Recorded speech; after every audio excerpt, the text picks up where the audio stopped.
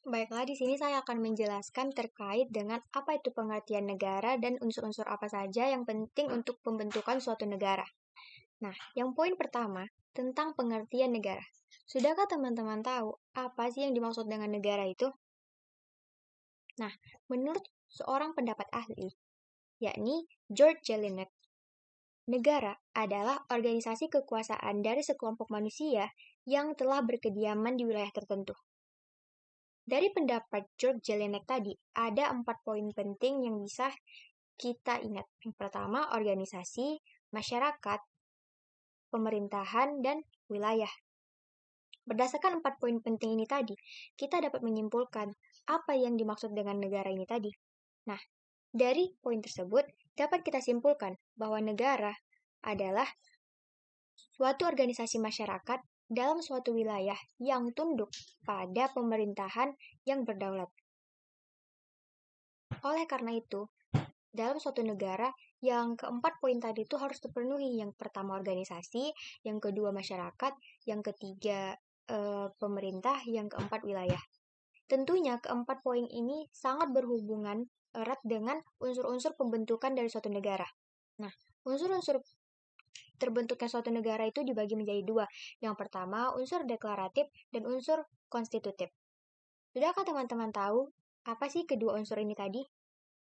Tadi itu harus terpenuhi. Yang pertama organisasi, yang kedua masyarakat, yang ketiga pemerintah, yang keempat wilayah. Tentunya keempat poin ini sangat berhubungan erat dengan unsur-unsur pembentukan dari suatu negara. Nah, unsur-unsur terbentuknya suatu negara itu dibagi menjadi dua.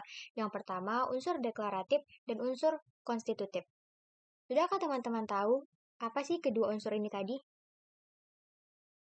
Dari kedua unsur tadi, yang unsur pertama yang kita akan bahas yakni unsur konstitutif. Nah, unsur konstitutif ini merupakan unsur yang mutlak yang harus dipenuhi dari suatu negara.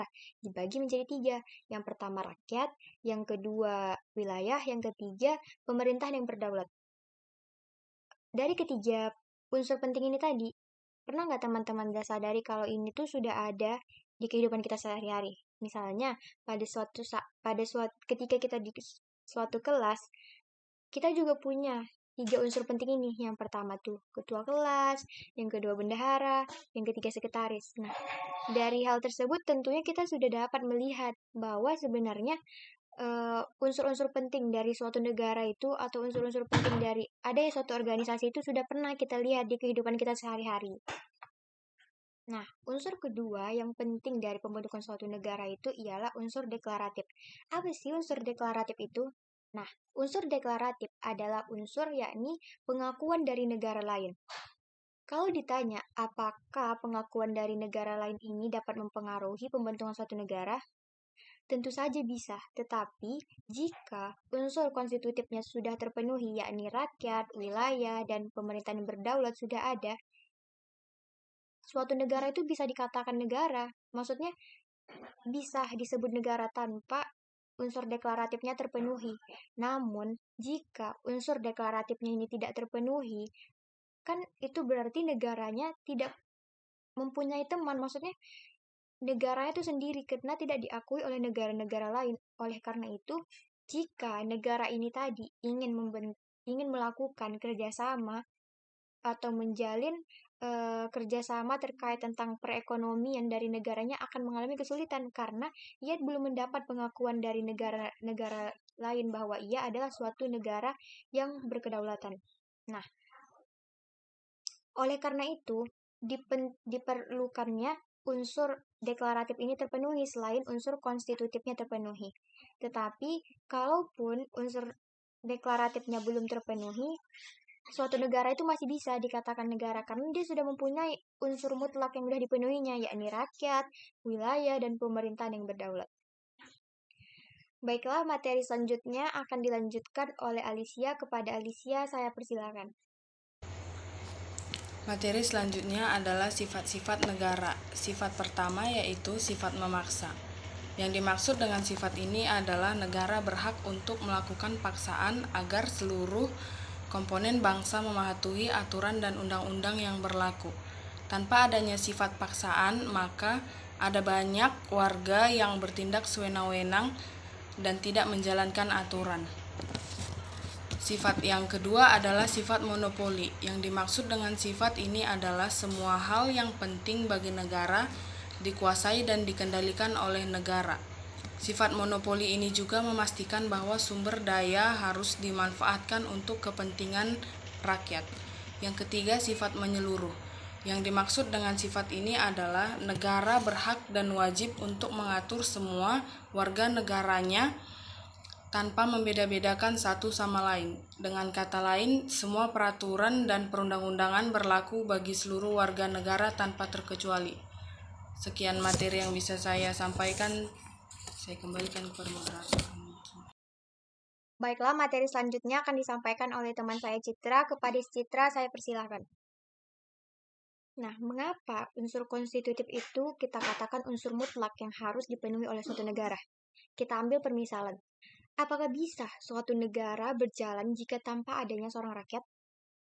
Nah, lantas apa bisa suatu negara dikatakan negara jika tanpa adanya pemerintahan yang berdaulat? Tentu saja tidak. Oleh karena itu, unsur konstitutif ini sangat mutlak untuk dipenuhi dari suatu negara. Baik, materi selanjutnya yang akan saya bahas itu mengenai fungsi dan tujuan negara. Yang pertama itu adalah fungsi negara.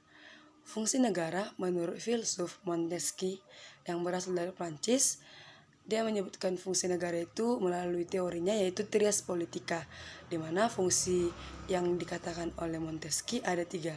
Yang pertama fungsi legislatif, eksekutif, dan yudikatif. Di mana fungsi eksekutif itu melaksanakan undang-undang, fungsi legislatif itu membuat undang-undang, serta fungsi yudikatif itu mengawasi agar undang-undang yang telah dibuat tadi ditaati.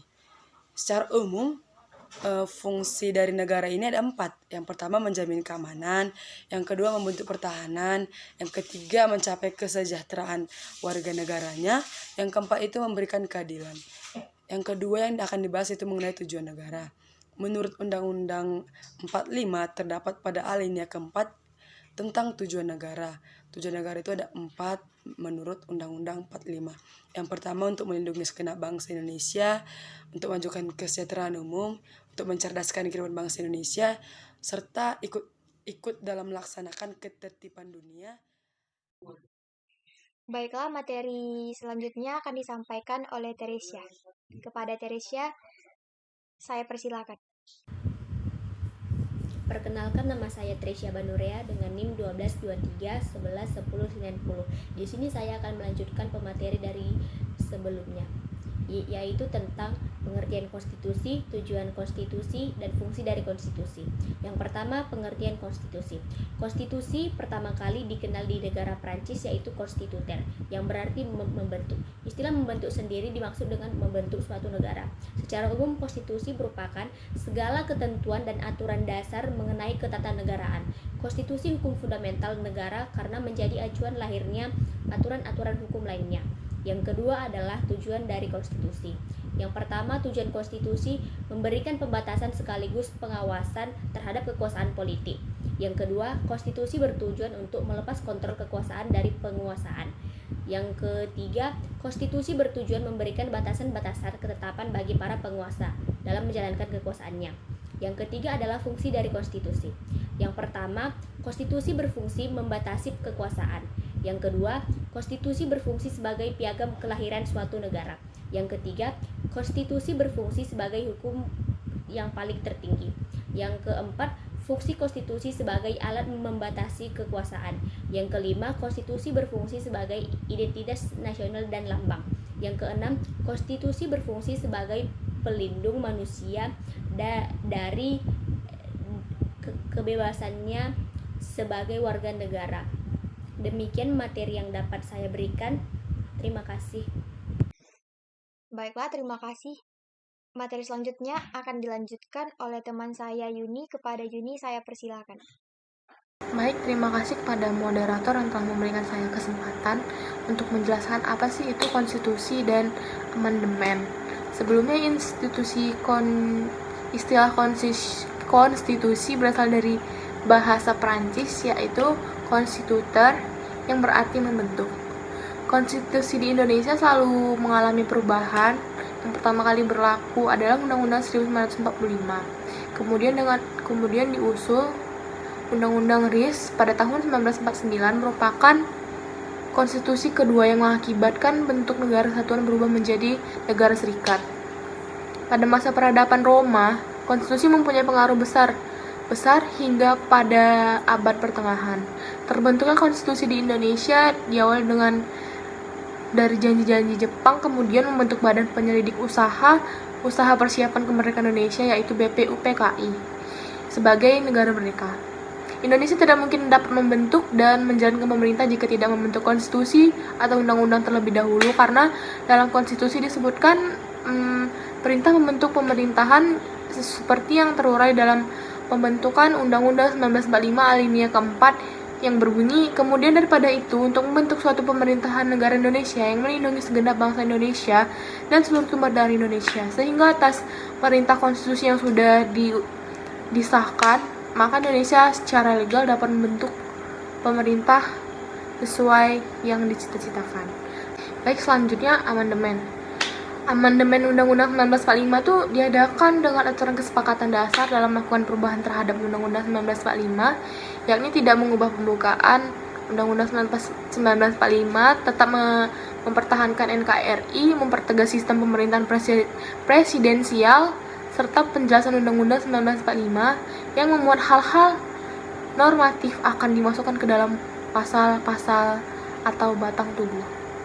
Amandemen merujuk pada perubahan perundang-perundangan negara konstitusional.